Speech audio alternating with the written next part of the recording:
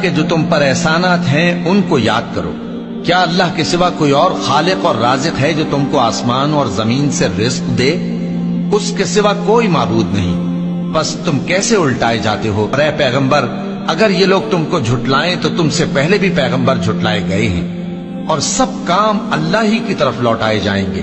اور ہم نے انسان کو کھنکھناتے سڑے ہوئے گارے سے پیدا کیا ہے، اور جنوں کو اس سے بھی پہلے بے دھوئیں کی آگ سے پیدا کیا تھا۔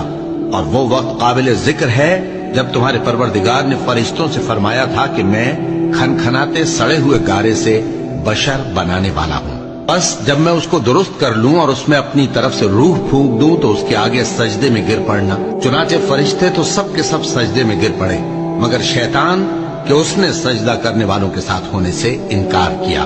فرمایا، اے ابلیس، تجھے کیا ہوا کہ تو سجدہ کرنے والوں میں شامل نہ ہوا؟